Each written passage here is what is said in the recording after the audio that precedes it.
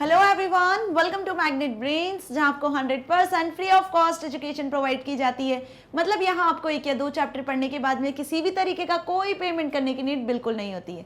साथ ही आप यहां पर SSC bank, railways, IIT, JE, NEET, olympiad, CUET जैसे एग्जाम्स की भी प्रिपरेशन कर सकते हो बिल्कुल फ्री ऑफ कॉस्ट। सो इसी अच्छी बात से स्टार्ट करते हैं आज के इस वीडियो को। This is professor Barkha Gupta, your computer educator for class ninth information technology, book code 402, part A employability skills को हम कंटिन्यू कर रहे हैं, जिसका आज इस वीडियो में हम डिस्कस करने वाले हैं चैप्टर नंबर 6 का assessment time. Yes students, chapter number 6 building self confidence complete कर चुके हैं हम, जिसके सारे वीडियो लेक्चर्स अवेलेबल है। डिस्क्रिप्शन बॉक्स में लिंक है, वहां से आप सारे वीडियो लेक्चर्स को एक्सेस कर सकते हो। बिल्डिंग सेल्फ कॉन्फिडेंस वाले चैप्टर में हमने देखा था कि how to build a self confidence को बिल्ड करने के लिए क्या स्टेप्स होती है, किस तरीके से कौन कौन से फैक्टर्स रिस्पॉन्सिबल होते हैं, कौन कौन से एटीट्यूड्स के पीपल होते हैं और उनकी क्या कैरेक्टरिस्टिक्स होती है। सो हमने इस चैप्टर को पूरी तरीके से कंप्लीट किया है। सो होप आप सभी ने वीडियोस देखी होगी, क्योंकि आज जो इस वीडियो में मैं डिस्कस करने वाली हूँ वो है इस चैप्टर की एक्सरसाइज, जो चैप्टर के बाद आपकी बुक में होती है, जो कि मोस्ट इंपॉर्टेंट रोल प्ले करती है आपकी एग्जाम्स के लिए, क्योंकि इसी पर बेस्ड क्वेश्चन आंसर्स आपकी बुक में एग्जाम में आते हैं। आपने देखा होगा असेसमेंट टाइम में जो भी एक्सरसाइज है, फिलअप्स है, ट्रू फॉल्स है, उन्हीं के अकॉर्डिंग क्या होता है, एग्जाम में क्वेश्चन आंसर्स आते हैं, राइट। सो चलिए स्टार्ट करते हैं आज की इस वीडियो को with the multiple choice question answers के साथ। Okay, so first is dash prevents a child from developing resilience and coping with stress and failure. अब कुछ ऑप्शंस आपको यहाँ पे दिए हुए हैं। Dash prevents a child from developing resilience and coping with stress and failure. किसी भी चाइल्ड को स्ट्रेस और फेलियर से बचाने के लिए, प्रिवेंट करने के लिए, ठीक है, हम किसका यूज करते हैं, यहाँ पे क्या यूज होता है, अथॉरिटेटिव पेरेंटिंग यूज होती है, रेगुलर स्कूलिंग यूज होती है, ओवर प्रोटेक्टिव पेरेंटिंग होती है, या प्लेइंग होता है। अब देखो, कोई भी स्टूडेंट स्ट्रेस में होता है या फेलियर में होता है, उससे बाहर निकालने के लिए सबसे पहले जो उसके पास होता है वो होती है उसकी फैमिली, राइट। फैमिली में पेरेंट्स ही होते हैं जो आपको हर मुसीबत में साथ देते हैं, उससे बाहर निकालने की कोशिश करते हैं। सो यहाँ पे किस टाइप की पेरेंटिंग की बात हो रही है, ऑथोरेटिव पेरेंटिंग की, रेगुलर स्कूलिंग की, ओवर प्रोटेक्टिव पेरेंटिंग की, या प्लेइंग की। सो यहाँ पे हमने क्या देखा था चैप्टर में, over protective parenting prevents a child from developing resilience and coping with stress and failure. Okay, next देखो इसका करेक्ट आंसर overprotective parenting, याद रखना है आपको, है ना। Now dash adversely affect self confidence of a child. Child के self confidence को एडवर्सली क्या अफेक्ट करता है, over protective parenting, love and care, physical punishment, या बोथ ए एंड सी। तो देखो, जहां पे आप बहुत ज्यादा लव केयर प्रोवाइड करते हो अपने चाइल्ड को, मतलब ओवर प्रोटेक्ट कर रहे हो आप अपने चाइल्ड को, तो वहां पर आपको उसे डांटना भी पड़ता है, उसे पनिशमेंट भी देनी पड़ती। So the correct answer is both A and C, over protective parenting and physical punishment, है ना। देख ले करेक्ट आंसर क्या है, yes, both A and C. Next is cultural competence comprises an understanding of all aspects of culture that is social, educational and dash। Emotional आएगा, organisational आएगा, institutional आएगा, या सिचुएशनल आएगा। क्वेश्चन समझ ले पहले। कल्चरल कॉम्पिटेंस कंप्राइसेस, कल्चरल जो competence है वो किससे मिलकर बना है, an understanding of all aspects of culture, that is, अब वो कल्चर में क्या क्या आ सकता है आपका, social, educational and emotional, organisational, institutional, या सिचुएशनल। तो क्या देखा था हमने जब कल्चरल फैक्टर को पढ़ा था, वहां पर ऑर्गेनाइजेशनल की, सोशल, एजुकेशनल और ऑर्गेनाइजेशनल, इन तीनों एस्पेक्ट को कंबाइन किया हुआ है, इन तीनों एस्पेक्ट से कंप्राइजेस कल्चरल कॉम्पिटेंस हमने पढ़ा था, राइट। सो क्या है इसका करेक्ट आंसर, ऑर्गेनाइजेशनल। मतलब सोशल एजुकेशनल तो है ही, जब तक आप सारी चीजों को ऑर्गेनाइज्ड वे में नहीं करोगे तब तक कैसे आप एक कल्चर को भी बिलोंग करोगे, राइट। तो हर एक पर्सन अपनी लाइफ में ऑर्गेनाइज्ड वे में होना चाहिए, राइट। मतलब जो भी उसका काम है, जो भी उसने टाइम मैनेज किया है, जो भी काम वो कर रहा है, डेली रूटीन की यदि बात करें या कहीं बिजनेस की बात करें, तो एक ऑर्गेनाइज्ड वे में ही सारे काम होने चाहिए। Okay, now people with self confidence have a dash outlook. People with self confidence have a dash outlook, वो पर्सन जिनका कॉन्फिडेंस लेवल अच्छा होता है, हाई होता है, जो पॉजिटिव वे में सोचते हैं, सो वो क्या होते हैं, उसका आंसर ही मैंने आपको बता दिया, निगेटिव, एरोगेंट, आउटवर्ड और positive. So people with self confidence have a positive outlook. यदि यहाँ पर ऐसा क्वेश्चन होता, people with low confidence have a negative outlook, ये ध्यान रखना है आपको, है ना, क्योंकि हमने एक फीचर पढ़ा था ओके कब? जब आपने वेरियस एटीट्यूड्स ऑफ पीपल वाला टॉपिक डिस्कस किया था, तब मैंने बताया था आपको एक पॉइंट कि लो कॉन्फिडेंस पीपल का नेगेटिव आउटलुक होता है और हाई कॉन्फिडेंस पीपल का, जो सेल्फ कॉन्फिडेंट होते हैं, उनका पॉजिटिव आउटलुक होता है। Okay now people with low confidence are, आ गया देखो same question. Now what is the answer? Unprepared. यहाँ पे नेगेटिव नहीं दिया हुआ है ना, तो स्मार्ट, प्लीसेंट, अनप्रिपेयर्ड, एरोगेंट, क्या हो जाएंगे वो पीपल्स? जो लो कॉन्फिडेंस पीपल होते हैं वो ना स्मार्ट होते हैं ना प्लीजेंट होते हैं, हम एरोगेंट बोल सकते हैं, but अनप्रिपेयर्ड is the correct answer. Okay कि वो पीपल जो कि लो कॉन्फिडेंस होते हैं वो किसी भी चीज के लिए पहले से प्रिपेयर्ड ही नहीं होते हैं, वो पहले से अपना टाइम मैनेज ही नहीं कर पाते हैं, प्लानिंग ही नहीं कर पाते हैं, राइट, जस्ट बिकॉज उनको फेलियर का डर रहता है। Now fill in the blanks. तो होप आपको सारे एमसीक्यूज समझ में आ गए। अब फिल इन द ब्लैंक्स क्या है? First is trust in one's own judgement and ability is called. Trust is in one's own judgement and ability. जब आप किसी की जजमेंट और एबिलिटी पर ट्रस्ट करते हो, मतलब हम खुद की बात करते हैं कि आप जो भी जज कर रहे हो, जो भी डिसीजन ले रहे हो, आपके अंदर क्या एबिलिटीज है, क्या कैपेबिलिटीज हैं, आप जब उसको जज कर पा रहे हो, उसको ट्रस्ट कर पा रहे हो, तो इसे हम क्या कहते हैं? Society, self confidence, over protective threats या कल्चर। सो ऑब्वियस हम उसे क्या कहते हैं? उसे हम कहते हैं सेल्फ कॉन्फिडेंस। सेल्फ कॉन्फिडेंस की बेसिक डेफिनेशन ही यही हुई ना कि आपके अंदर विश्वास है, किसी भी काम को करने का, आप सही डिसीजन ले रहे हो, इसका विश्वास है। Okay next, are family, neighbourhood, friends, relatives, school constitute are. जो आपकी फैमिली है, नेबरहुड है, फ्रेंड्स है, रिलेटिव्स है, स्कूल है, आप हर दिन जहां पे मिल रहे हो, जहां रहते हैं, उसे हम क्या कहते हैं? ऑब्वियस उसे हम कहते हैं सोसाइटी। क्या कहते हैं उसे हम? Society. Now dash parenting shields a child from facing any pain and struggle. जब अपने चाइल्ड को पेन होता है या कोई स्ट्रगल में होता है या वो स्ट्रेस में होता है, तो उससे उसको शील्ड कौन करता है? उस टाइप की पेरेंटिंग को हम क्या कहते हैं? ओवर प्रोटेक्टिव थ्रेट्स या कल्चर। तो उसे हम कहते हैं ओवर प्रोटेक्टिव पेरेंटिंग, जो अभी हमने फर्स्ट एमसीक्यूज में भी देखा। Okay the characteristics of a particular society, community or ethnic group reflected in its practices and beliefs are collectively referred to as। वो कैरेक्टरिस्टिक्स सोसाइटी की, कम्युनिटी की, ओके जो अपने प्रैक्टिसेस, अपने बिलीफ्स के साथ में वर्क करती है, ठीक है, उसे हम किस नाम से रिफर करते हैं? मतलब कि हर एक सोसाइटी का, हर एक कम्युनिटी का अपना ट्रेडिशन होता है, जिसे हम बोलते हैं कल्चर। क्या बोलते हैं उसे हम? Culture. Okay now possible challenges and pitfalls in the pursuit of goal are termed as. So last क्या बचा?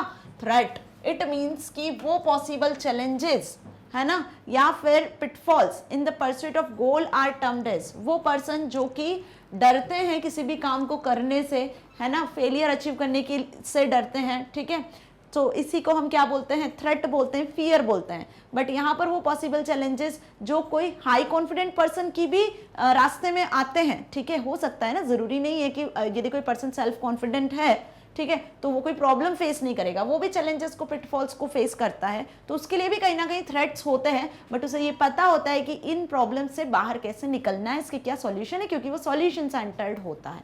ओके सो आप स्क्रीनशॉट ले सकते हो। ये सारे फिलअप्स के आंसर्स हो गए। हिंट आपको दी हुई होगी बुक में बिल्कुल इसी तरीके से, ओके, बट एग्जाम में कोई हिंट नहीं आएगी, ये ध्यान रखना है। इजी थे फिलअप्स भी, आपको समझ में आए। Now answer the following questions. अब कुछ क्वेश्चन आंसर्स हैं, एमसीक्यूज देख लिए, फिलअप देख लिया। First is what are the 3 most prominent factors that contribute to building self confidence are. कौन से ऐसे 3 मेन फैक्टर्स हैं जो कि सेल्फ कॉन्फिडेंस को बिल्ड करने में अफेक्ट करते हैं, ठीक है। सो हम यहाँ पर बात करेंगे उन्हीं 3 फैक्टर्स की, जिस पर एक डेडिकेटेड वीडियो मैंने बनाया हुआ है। 3 most prominent factors that contribute to building confidence, self confidence are social factor, cultural factor and physical factor। Okay ये ध्यान रख लेना, नाम याद कर लेना इनके। ये ही 3 फैक्टर्स हैं जो कि किसी भी पर्सन के सेल्फ कॉन्फिडेंस को बिल्ड करने में, इंक्रीज करने में और डिक्रीज करने में हेल्प करते हैं। Okay now next is mention any 3 attitudes of self confident people.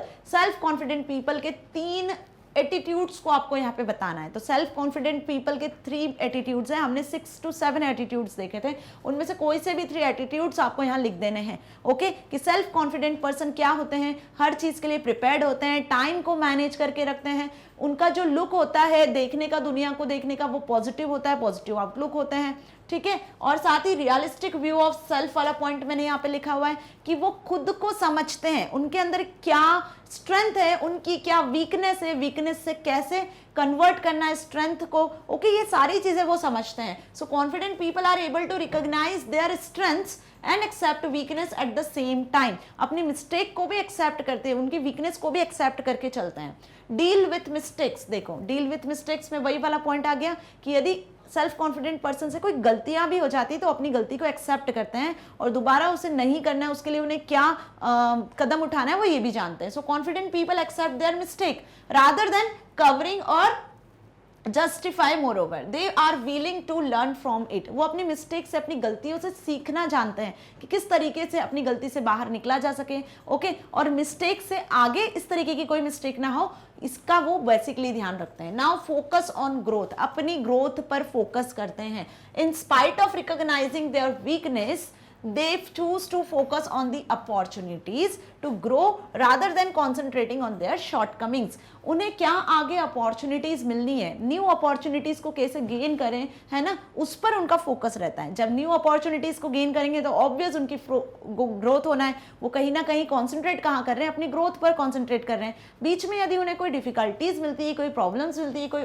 Shortcomings भी मिलती है तो उस पर उनका इतना ज्यादा फोकस नहीं होता, क्योंकि उनका मेन गोल क्या होता है, उनका मेन गोल होता है ग्रोथ पर, कंसंट्रेशन पर. Okay now what is the स्वॉट, हाउ इट इज यूजफुल. स्वॉट क्या होता है, अभी हमने देखा था स्वॉट एनालिसिस नाम से समझा था. जब बिल्डिंग सेल्फ कॉन्फिडेंस वाला टॉपिक हमने डिस्कस किया था तो उसके लिए हमने एक टेक्निक पढ़ी थी. तो स्वॉट क्या है, वही टेक्निक है ना. स्वॉट stands for strength, weakness, opportunity and threat.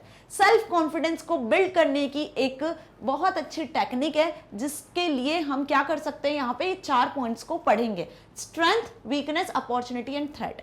यदि आपके अंदर स्ट्रेंथ है, आप अपनी वीकनेस को स्ट्रेंथ में कन्वर्ट करना जानते हो, आपको ये पता है कि आपकी क्या वीकनेसेस है, आपकी क्या स्ट्रेंथ है, आप किस तरीके से आने वाली अपॉर्चुनिटीज को एक्सेप्ट करते हो और उन नए नए चैलेंजेस को, नए नए थ्रेट्स को किस तरीके से एक्सेप्ट करते हो और उनको कन्वर्ट कर देते हो अपॉर्चुनिटीज में. यदि ये फीचर आपके अंदर है, ये टैलेंट आपके अंदर है, मतलब कि आप इस एनालिसिस को अपनी लाइफ में यूज कर रहे हो और सेल्फ कॉन्फिडेंट बन रहे हो. So it is a technique that helps one two analyse one's own strength and weaknesses. इस टेक्निक से हम अपनी स्ट्रेंथ और वीकनेसेस को समझने की कोशिश करते हैं, ठीक है. It also helps in an identifying both the available opportunities and possible threats और चैलेंजेस, कि आपकी लाइफ में आगे क्या अपॉर्चुनिटीज और किन चैलेंजेस को आपको फेस करना है ना, और आगे ग्रो करना है, किस तरीके से आप अपनी लाइफ पर कॉन्सेंट्रेट कर सकते हो और हैप्पियर और बेटर लाइफ को जी सकते हो, वो इसी एनालिसिस पर बेस्ड है. तो strength, weakness, opportunity and threat is the full form. इसका फुल फॉर्म भी पूछ सकते हैं आपसे वन वर्ड में एमसीक्यूज फिलअप्स में, तो ध्यान रखना है आपको. Okay now mention any 3 steps we can take to organise ourself. आप खुद को ऑर्गेनाइज करने के लिए किन 3 स्टेप्स को फॉलो करते हैं, उनका नाम आपको यहाँ लिखना है. So following steps help us to organise ourself. First, prioritising our task. दिन भर में आपके जितने भी काम हैं आप उनको प्रायोरिटाइज करो. मतलब कि आपका यदि कोई टेस्ट है होने वाला है या एग्जाम होने वाली है, तो आपका सबसे पहला प्रायोरिटी का टास्क क्या हो जाने वाला है कि आपको उस सब्जेक्ट की पढ़ाई करना है. सारे काम को आपको अदर साइड रख देना है, फर्स्ट प्रायोरिटी आपको उसको देना है. So prioritising our task. Next, make a schedule और टाइम टेबल. एक शेड्यूल को, एक टाइम टेबल को प्रॉपर फॉलो करना है, प्रॉपर प्लानिंग कर लेनी है कि आपको किस तरीके से हर एक काम को करना है, कितना टाइम उसमें अलॉट करना है, किस टाइम पर किस काम को करना है. ओके सो एक शेड्यूल, एक टाइम टेबल आपको बना लेना है. Avoid procrastination. प्रोक्रास्टिनेशन को अवॉइड करना है, मतलब कि टाला मटोली वाला काम नहीं करना है. ये आज कर रहा, आज आपको ये काम करना था, आपने कल कर रहे हो, परसों कर रहे हो, है ना. इस तरीके का कोई भी प्रोक्रास्टिनेशन जैसा टास्क नहीं होना चाहिए, अदरवाइज आप अपने गोल को अचीव नहीं कर पाओगे. तो अपने गोल को, सक्सेस को अचीव करना है तो सबसे पहले तो अपने टास्क को प्रायोरिटाइज करो. जो इंपॉर्टेंट टास्क है इसको सबसे पहले करो. शेड्यूल, टाइम टेबल प्रिपेयर करो, ठीक है. और अवॉइड प्रोक्रेस्टिनेशन. हर काम को उसी टाइम करो जो आपने डिसाइड किया है, कभी भी उस टाइम को आप, उस काम को आप अवॉइड मत करो. Next, how does the opportunity part of स्वॉट analysis helps in developing self confidence. अभी हमने क्या देखा, स्वॉट का full form strength, weakness, opportunity and threat. अब इसमें अपॉर्चुनिटी का क्या रोल है, ये अपॉर्चुनिटी कैसे सेल्फ कॉन्फिडेंस को डेवलप करने में हेल्प करती है. So the opportunity part of स्वॉट analysis helps us to recognise projects और challenges that align with our core strength. मतलब कि यदि आपको कोई प्रोजेक्ट या कोई चैलेंजेस फेस करने को मिलते हैं, या आपको कोई चैलेंज मिलता है कि आपको ये काम करना है, ठीक है, तो आपको पता होता है कि आपके अंदर की क्या स्ट्रेंथ है, आप क्या उस काम को कर पाओगे। यदि आप एक सेल्फ कॉन्फिडेंट पर्सन होते हो तो आप उस चैलेंज को एक्सेप्ट करते हो और उस काम को करने के लिए कैपेबल होते हो। मतलब यहाँ पर अपॉर्चुनिटीज आपके कॉन्फिडेंस को बढ़ा रही है। Okay, by pursuing the projects that are compatible with our strength and interest, we are more likely to succeed and sharpen our skills in the process. So इससे क्या होता है, आपके कहीं ना कहीं स्किल्स भी शार्पन होते हैं और आपका कॉन्फिडेंस लेवल भी बढ़ता है और आप सक्सेस को भी अचीव कर पाते हो। Okay, so opportunities plays a greater role to develop your self confidence, right?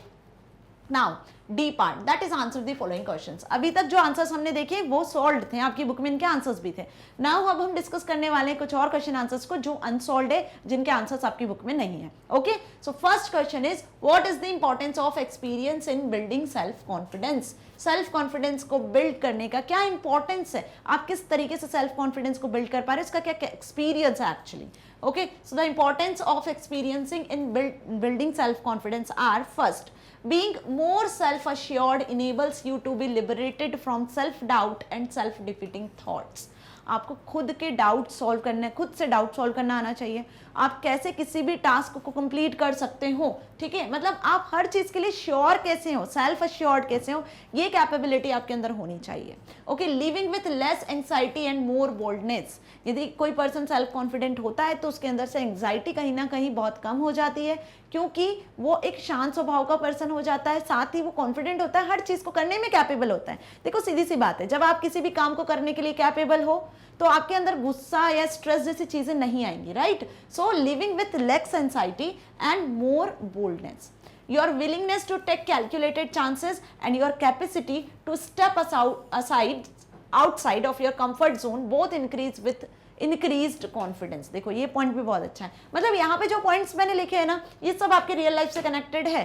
Simple सी बात है कि सेल्फ कॉन्फिडेंस किस तरीके से आप अपना इंक्रीज कर रहे हो, यदि आपके अंदर सेल्फ कॉन्फिडेंस होता है तो कैसी लाइफ आपकी होने वाली है, राइट। बस उसी पर बेस्ड आपको पॉइंट्स लिख देना है। मतलब जो भी आपके लो कॉन्फिडेंस वाले पॉइंट्स थे, फीचर्स थे ना, जस्ट उसके अपोजिट वाले सारे पॉइंट्स यहाँ पर मेंशन आपको कर देने, जो वेरियस एटीट्यूड्स वाले टॉपिक में हमने डिस्कस किए थे। सो थिंकिंग पॉजिटिवली, आप पॉजिटिवली सोचते हो, exercising, learning, gaining knowledge and conversing with others, all effective ways to build or increase your self confidence। Obvious, अपने confidence को build किस तरीके से कर सकते हो, पॉजिटिवली सोच कर, नई नई चीज़ों को सीख कर, एक्सरसाइज कर कर, नॉलेज गेन कर कर। जितना ज़्यादा नॉलेज होगा, जितना ज़्यादा आप चीज़ों को सीखोगे, रिपीट करोगे किसी भी टास्क को, उतना ज़्यादा आप परफेक्ट उसमें हो जाने वाले हो और आपका कॉन्फिडेंस वहीं बढ़ जाता है। Fine, feelings of wellbeing, acceptance of your body and mind and faith in your own capability. सबसे मोस्ट इंपॉर्टेंट पॉइंट देखो यही है कि आप अपनी कैपेबिलिटीज पर विश्वास करते हो, ओके, एबिलिटीज पर विश्वास करते हो,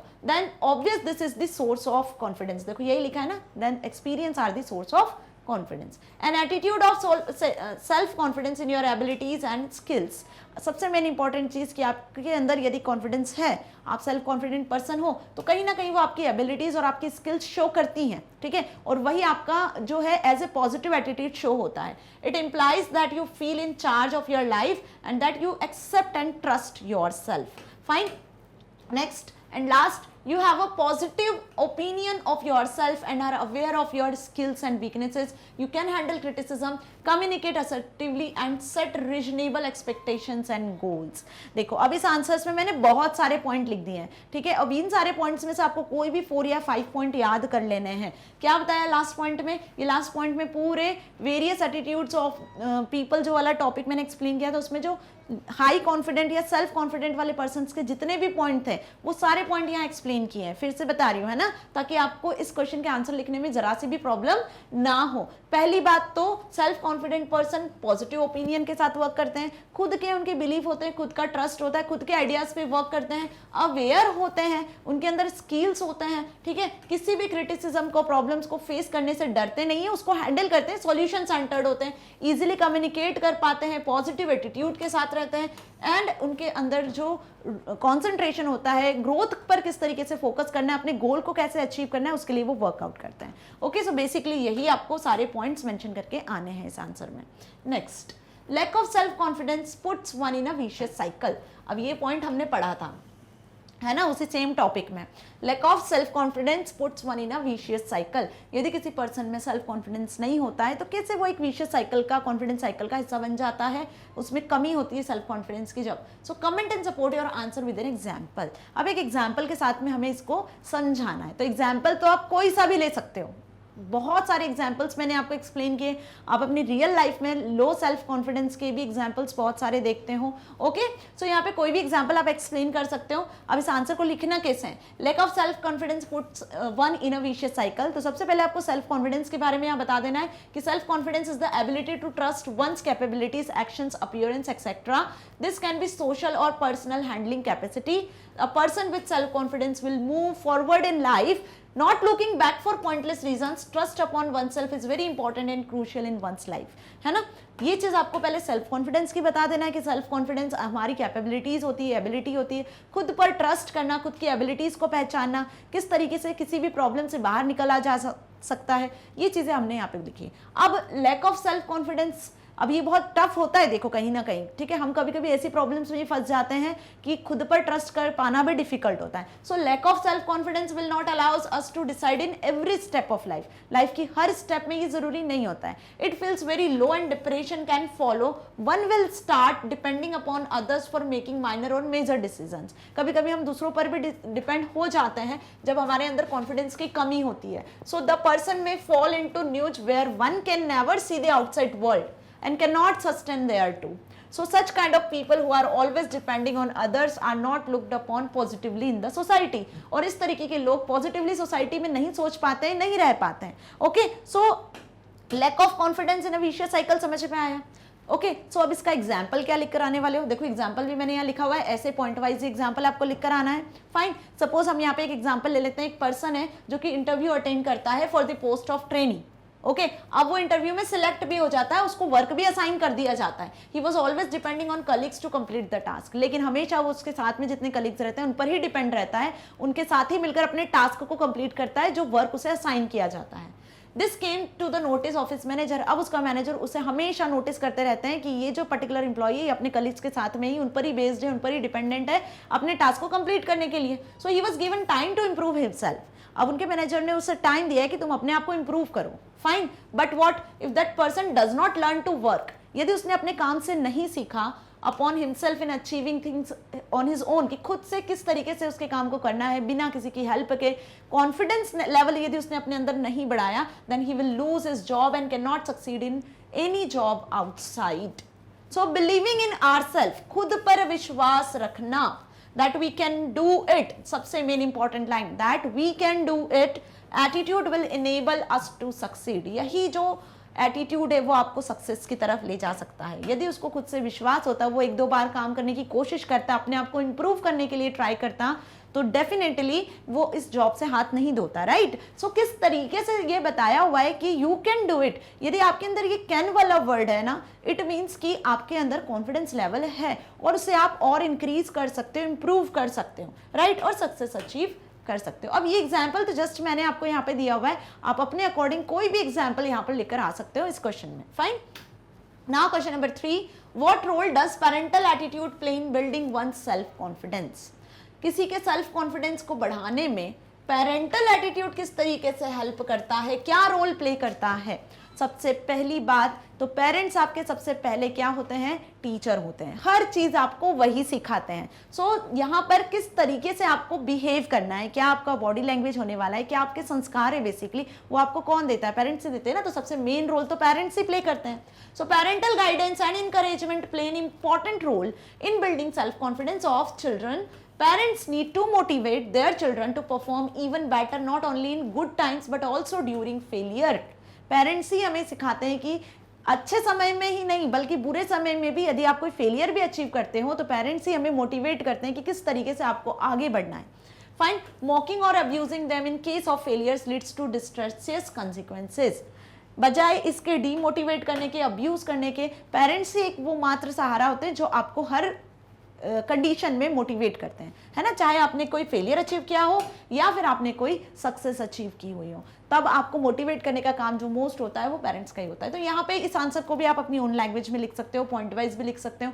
right, next, draw a contrast between attitudes of people with low and high confidence. देखो अब वही बात आ गई, लो कॉन्फिडेंस पर्सन और हाई कॉन्फिडेंस पर्सन के बीच में उनका जो एटीट्यूड होता है उसके बीच में आपको डिफरेंस लिखना है। ओके तो डिफरेंस लिखना है तो आप इसे कॉलम वाइज भी लिख सकते हो इस आंसर को, या डायरेक्टली आप पॉइंट वाइज ऐसे भी आंसर लिख सकते हो। So people with low confidence, अभी आप बहुत अच्छे से लिख सकते हो इस आंसर को, क्योंकि पूरा चैप्टर, पूरे क्वेश्चन आंसर्स में हमने यही सारी चीजें पढ़ी हैं। So they are anxious about possibility of failure.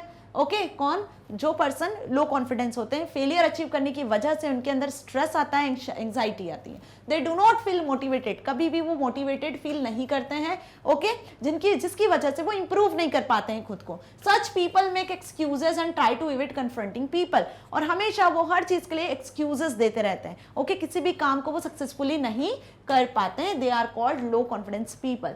But the people with high confidence have positive view to the world, उनका एटीट्यूड हमेशा पॉजिटिव होता है, दुनिया को वो हमेशा सही नजरिए से देखते हैं, हर एक प्रॉब्लम को किस तरीके से बाहर निकलना है, फेस करना है वो जानते हैं। They are able to recognise their strength, basically वो अपनी स्ट्रेंथ को पहचानते हैं और वीकनेस को स्ट्रेंथ में कन्वर्ट करने की कोशिश करते हैं। They are confident people rely on their own ideas, दूसरों के ओपिनियंस पे बिलीव नहीं करते हैं, खुद के आइडियाज पे, खुद के बिलीव्स पे ट्रस्ट करते हैं। ओके सो हम इन्हें क्या कहते हैं, high confidence persons.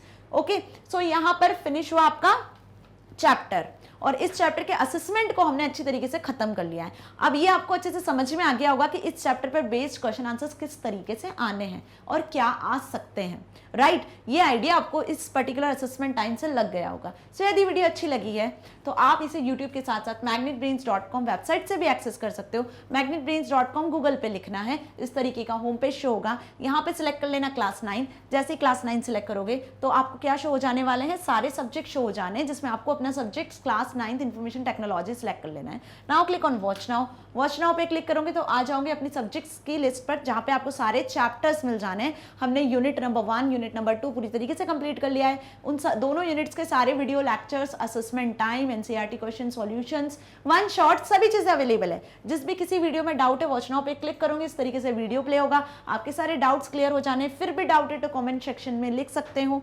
Magnet brains आपको किंडरगार्टन से लेकर क्लास 12 तक free of cost education provide कर रहा है, ताकि आप अपने एग्जाम में बहुत अच्छे मार्क्स को स्कोर कर सकते हो, साथ ही साथ अपनी लाइफ में कुछ बहुत अच्छा अचीव कर सकते हो। सो मिलेंगे नेक्स्ट वीडियो में नेक्स्ट यूनिट के साथ। Till then stay here, stay happy. Thank you so much.